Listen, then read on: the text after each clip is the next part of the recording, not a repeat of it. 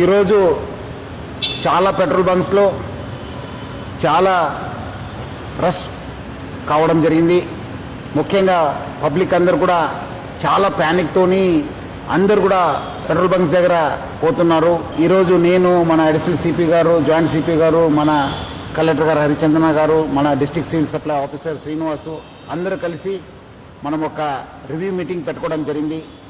దాంట్లో మనకు తెలిసిందేమంటే ఎటువంటి స్కేర్సిటీ లేదు, మనకు సఫిషియంట్ స్టాక్ ఉంది. 60 రోజుకు సరిపోయేంత స్టాక్ ఉంది. అది ఎందుకో ప్యానిక్ అయ్యి చాలామంది వాళ్ళు 2 వీలర్ కావచ్చు, 4 వీలర్ కావచ్చు, అన్ని ఫుల్ ట్యాంక్ చేసుకుంటున్నారు.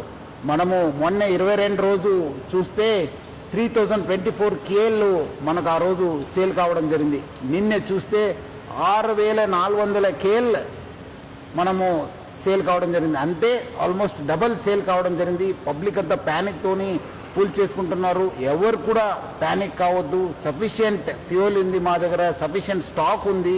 ప్యానిక్తో వచ్చి అన్ని దగ్గర లైన్ కడుతున్నారు, చాలా వాల్ టైం కూడా వేస్ట్ చేస్తున్నారు. ఒక ప్యానిక్ సిచ్యువేషన్ క్రియేట్ చేయడం జరుగుతుంది. సో మనం కూడా అన్ని చోట్ల కూడా బందోబస్తు చేయడం జరిగింది. రెవెన్యూ సైడ్ నుంచి కూడా వాళ్ళ ఆఫీసర్స్ని పెట్రోల్ బంక్స్ దగ్గర పెట్టడం జరిగింది. ఈ మధ్యలో కొంత పెట్రోల్ బంక్స్ కూడా నో స్టాక్ ఎందుకు పెట్టారంటే మనము డబల్ సేల్ కావడంతో ఉన్న ట్యాంక్లో ఉన్న మొత్తము ఫ్యూయల్ అయిపోయింది. సో ఈ రీఫిల్లింగ్ కోసము మనకున్న 320 ట్యాంకర్స్ ఉన్నాం హైదరాబాద్ సిటీలో. రావడంలో కొంచెం టైం కావడంతో అక్కడ నో స్టాక్ పెట్టడం జరిగింది. కానీ ఫ్యూల్ లేదని చెప్పి వాళ్ళు నో స్టాక్ పెట్టలేదు. సో చాలామంది రకరకాల పుకార్లు పెడుతున్నారు. చాలా చోట్ల అక్కడ ఏదో గుజరాత్లో అయింది, ఢిల్లీలో అయింది, రాజ్కోట్లో అయింది, సూరత్లో అయింది, చాలా షార్టేజ్ ఉందని చెప్తారు. అలాంటి ఎవరు పుకార్లు నమ్మొద్దు. పబ్లిక్ ఎవరు కూడా ప్యానిక్ కావద్దు. సఫిషియంట్ ఫ్యూయల్ ఉంది మా దగ్గర. 60 రోజుకు సరిపోయేంత ఫ్యూయల్ ఉంది.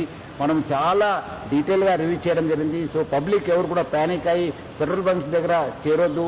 మీకు సఫిషియంట్ స్టాక్ ఉంటుంది. ఎవరు కూడా ఫుల్ ట్యాంక్ చేసుకుని మళ్ళీ అనవసరం కూడా ఇబ్బంది పడొద్దని చెప్పి నేను మరీ కోరుతున్నాను.